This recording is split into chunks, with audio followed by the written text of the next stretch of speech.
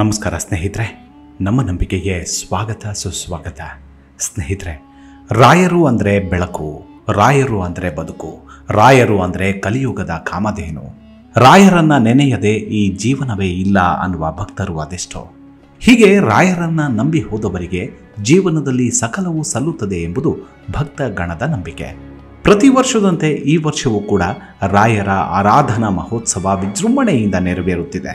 ಮಂತ್ರಾಲಯದ ಶ್ರೀ ರಾಘವೇಂದ್ರ ಸ್ವಾಮಿ ಮಠದಲ್ಲಿ ಗುರು ರಾಯರ 353ನೇ ಆರಾಧನಾ ಮಹೋತ್ಸವಕ್ಕೆ ಶ್ರೀ ಮಠದ ಪೀಠಾಧಿಪತಿ ಡಾಕ್ಟರ್ ಸುಬುಧೇಂದ್ರ ತೀರ್ಥರು ಭಾನುವಾರ ರಾತ್ರಿ ವಿದ್ಯುಕ್ತವಾಗಿ ಚಾಲನೆ ನೀಡಿದರು. ಶ್ರೀ ಮಠದ ಮುಂಭಾಗದಲ್ಲಿ ಪೀಠಾಪತಿ ಶ್ರೀ ಸುಬುಧೇಂದ್ರ ತೀರ್ಥರು ಗೋವು, ಅಶ್ವಪೂಜೆ ಹಾಗೂ ಧ್ವಜಾರೋಹಣ ನೆರವೇರಿಸಿ 7 ದಿನಗಳ ಸಪ್ತರಾತ್ರೋತ್ಸವ ಆರಾಧನಾ ಮಹೋತ್ಸವಕ್ಕೆ ಚಾಲನೆ ನೀಡಿ ನಂತರ ಯೋಗೀಂದ್ರ ಸಭಾಮಂಟಪದಲ್ಲಿ ಶ್ರೀಗಳು ಭಕ್ತರಿಗಾಗಿ ಆಶೀರ್ವಚನ ನೀಡಿದರು. ಕಲಿಯುಗದ ಕಾಮಧೇನು ಕಲ್ಪವೃಕ್ಷರಾದ ಶ್ರೀ ರಾಘವೇಂದ್ರ ಸ್ವಾಮಿಗಳ 353ನೇ ಆರಾಧನಾ ಮಹೋತ್ಸವದ ನಿಮಿತ್ತ ಸಪ್ತರಾತ್ರೋತ್ಸವ ಆರಂಭವಾಗಿದೆ. ಈಗಾಗಲೇ ಗೋಪೂಜೆ, ಅಶ್ವಪೂಜೆ, ಧ್ವಜವಂದನೆ, ಧ್ವಜಪೂಜೆ ಹಾಗೂ ಧ್ವಜಾರೋಹಣ ಕಾರ್ಯಕ್ರಮಗಳು ಸಂಪನ್ನಗೊಂಡಿದ್ದು, ದೇಶ ಮತ್ತು ವಿದೇಶಗಳಲ್ಲಿರುವ ರಾಘವೇಂದ್ರ ಸ್ವಾಮಿಗಳ ಮಠಗಳು, ಸನ್ನಿಧಾನಗಳಲ್ಲಿ ವೈಭವದಿಂದ ಆರಾಧನಾ ಮಹೋತ್ಸವ ಜರುಗಲಿದೆ. ಬನ್ನಿ, ಹಾಗಿದ್ರೆ ರಾಯರ ಆರಾಧನೆ ಸಾಮಾನ್ಯರ ಬದುಕಲ್ಲಿ ಹೇಗಿರಬೇಕು, ರಾಯರನ್ನ ಭಕ್ತಿಪೂರ್ವಕವಾಗಿ ಆರಾಧಿಸುವುದೇಗೆ, ರಾಯರ ಕೃಪೆಗೆ ಪಾತ್ರರಾಗುವ ಸರಳ ವಿಧಾನ ಎಂಥದ್ದು ಅನ್ನೋದನ್ನು ಇವತ್ತಿನ ಎಪಿಸೋಡ್ನಲ್ಲಿ ತಿಳಿತಾ ಹೋಗೋಣ. ಅದಕ್ಕೂ ಮುನ್ನ ನಮ್ಮ ನಂಬಿಕೆಗೆ ನಿಮ್ಮ ಬೆಂಬಲವಿರಲಿ. ಸ್ನೇಹಿತರೆ, ಮಂತ್ರಾಲಯ ಶ್ರೀ ರಾಘವೇಂದ್ರ ಸ್ವಾಮಿಗಳು ಕೇವಲ ಆಧ್ಯಾತ್ಮಿಕ ಕ್ಷೇತ್ರದಲ್ಲಿ ಮಾತ್ರವಲ್ಲದೆ ಜನತೆಯ ಭೌತಿಕ ಉನ್ನತಿಯ ಬಗ್ಗೆಯೂ ಕಾಳಜಿ ತೋರಿಸಿ ಅನುಗ್ರಹಿಸಿದ ಕರುಣಾಮೂರ್ತಿ. ಆಧ್ಯಾತ್ಮಿಕ ಕ್ಷೇತ್ರದಲ್ಲಿ ಅವರು ಅನೇಕ ಗ್ರಂಥಗಳನ್ನು ನಿರ್ಮಿಸಿ ಜನತೆಯ ಜ್ಞಾನದಾಹವನ್ನು ತಣಿಸಿದರೆ, ಭೌತಿಕ ಕ್ಷೇತ್ರದಲ್ಲಿ ಈಗಲೂ ವೃಂದಾವನಸ್ಥರಾಗಿ ಜನರ ಕಷ್ಟ ಕೋಟಲೆಗಳನ್ನು ಪರಿಹರಿಸಿ ಅವರಿಗೆ ಇಷ್ಟಾರ್ಥಗಳನ್ನು ನೀಡಿ ಜೀವನದಲ್ಲಿ ಆತ್ಮವಿಶ್ವಾಸ, ಭರವಸೆಗಳನ್ನು ತುಂಬುತ್ತಿದ್ದಾರೆ. ಪರಮಾತ್ಮ ಎಲ್ಲಿದ್ದಾನೆ, ಕಣ್ಣಿಗೆ ಕಾಣದಿರುವಾಗ ಅವನನ್ನು ಆರಾಧಿಸುವುದು ಹೇಗೆ ಎಂಬೆಲ್ಲ ಗೊಂದಲ ಮತ್ತು ಜಿಜ್ಞಾಸೆ ಬಹುತೇಕರಲ್ಲಿದೆ. ಇದು ಸಹಜ ಕೂಡ. ಆದರೆ ಪರಮಾತ್ಮನು ನಮ್ಮಿಂದ ಬಹುದೂರದಲ್ಲಿದ್ದರೆ ಅವನನ್ನು ಆರಾಧಿಸುವುದು ಬಹು ಕಠಿಣವೆಂದು ನಾವು ಆತಂಕ ಪಡಬೇಕಾಗಿಲ್ಲ. ಅವನು ನಮ್ಮ ಮುಂದಿರುವ ಎಲ್ಲ ಜನರ ಹೃದಯದ ಒಳಗಿದ್ದು ನಮ್ಮ ಸೇವೆಯನ್ನು ಸ್ವೀಕರಿಸಲು ಸಿದ್ಧನಾಗಿ ಎಲ್ಲ ಕಡೆಯಲ್ಲಿಯೂ ನೆಲೆಸಿದ್ದಾನೆ. ಭಗವಂತನ ಕುರಿತ ಭಕ್ತಿ ಎಂದರೇನು?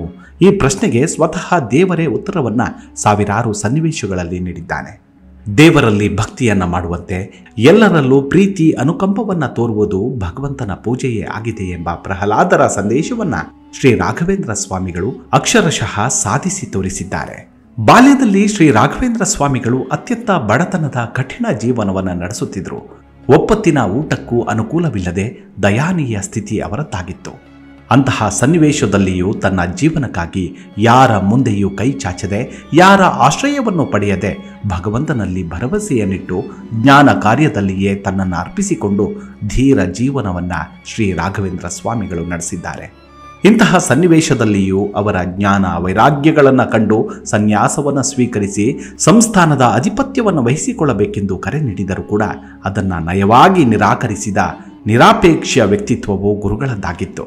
ಕೊನೆಗೆ ಶ್ರೀ ಮಧ್ವಾಚಾರ್ಯರ ಭಕ್ತಿ ಸಿದ್ಧಾಂತದ ಪ್ರಸಾರಕ್ಕಾಗಿ, ಶಾಸ್ತ್ರ ಪರಂಪರೆಯ ರಕ್ಷಣೆಗಾಗಿ ಪೀಠಾಧಿಪತ್ಯವನ್ನು ಸ್ವೀಕರಿಸಬೇಕೆನ್ನುವ ದೇವವಾಣಿಯ ಕರೆಗೆ ಮನ್ನಣೆ ನೀಡಿ ಸಂಸ್ಥಾನದ ಅಧಿಪತಿಗಳಾದರು.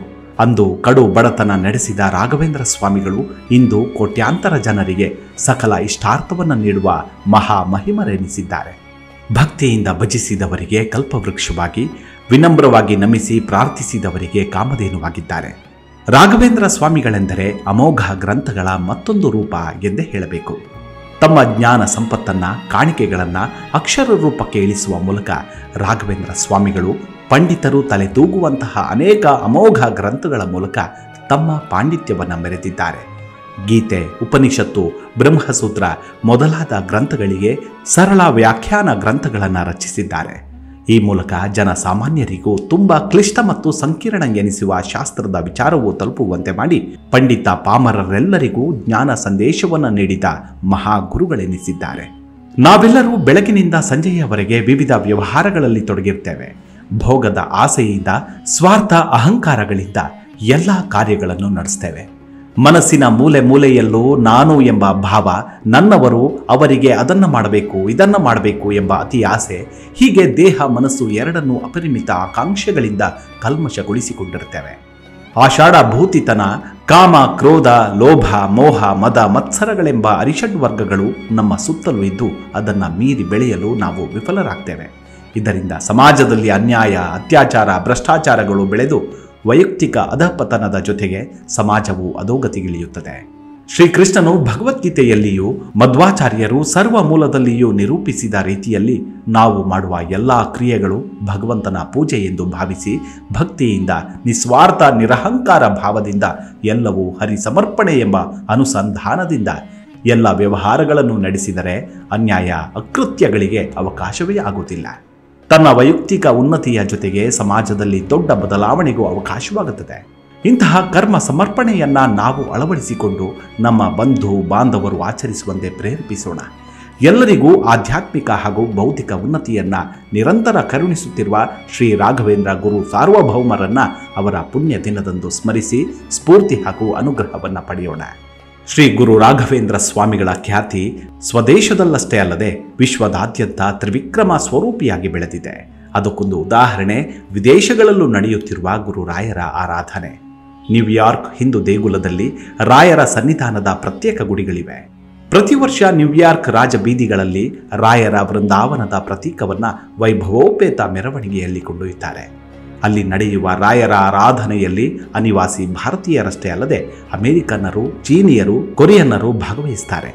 ಇಷ್ಟೇ ಅಲ್ಲದೆ ಕೆನಡಾದ ಮಾಂಟ್ರಿಯಲ್, ಮಸ್ಕತ್ನ ದಕ್ಷಿಣ ಭಾರತೀಯ ಸಮುದಾಯ, ಡೆಟ್ರಾಯಿಟ್, ಇಂಗ್ಲೆಂಡ್ನ ಲಿವರ್ಪೂಲ್, ವಾಷಿಂಗ್ಟನ್, ಕ್ಯಾಲಿಫೋರ್ನಿಯಾದಲ್ಲಿಯೂ ಕೂಡ ಗುರು ರಾಯರ ಆರಾಧನೆ ವೈಭವೋಪೇತವಾಗಿ ನಡೆಯುತ್ತೆ. ಈ ಆರಾಧನೆಯ ಉಸ್ತುವಾರಿಯನ್ನ ವಿಶ್ವ ಮಾಧ್ವ ಸಂಘವು ವಹಿಸಿಕೊಳ್ಳುತ್ತೆ. ಆಸ್ಟ್ರೇಲಿಯಾದ ಸಿಡ್ನಿಯಲ್ಲಿ, ಮೆಲ್ಬೋರ್ನಿನ ಪಾಜಕ ಮಂದಿರದಲ್ಲಿಯೂ ಕೂಡ ರಾಯರ ಆರಾಧನೆಯನ್ನ ಅತ್ಯಂತ ಭಕ್ತಿ ಶ್ರದ್ಧೆಗಳಿಂದ ಆಚರಿಸ್ತಾರೆ. ಹೀಗೆ ರಾಯರನ್ನ ಭಜಿಸುತ್ತಾ ಆರಾಧಿಸುತ್ತಾ ತಮ್ಮೆಲ್ಲ ಕಷ್ಟ ಕಾರ್ಪಣ್ಯಗಳಿಗೆ ರಾಯರಿದ್ದಾರೆ ಎಂದು ನಮಿಸಿ ಇದ್ದುದರಲ್ಲೇ ರಾಯರನ್ನ ನೆನೆಯೋಣ. ಸರ್ವರಿಗೂ ಸನ್ಮಂಗಲವನ್ನುಂಟು ಮಾಡಲಿ ಭಗವಂತ. ಮುಂದಿನ ಎಪಿಸೋಡ್ನಲ್ಲಿ ಮತ್ತೆ ಭೇಟಿಯಾಗೋಣ. ಅಲ್ಲಿವರೆಗೂ ನಿಮ್ಮ ಆರೋಗ್ಯದ ಕಡೆ ಗಮನವಿರಲಿ. Take care. ನಮಸ್ಕಾರ.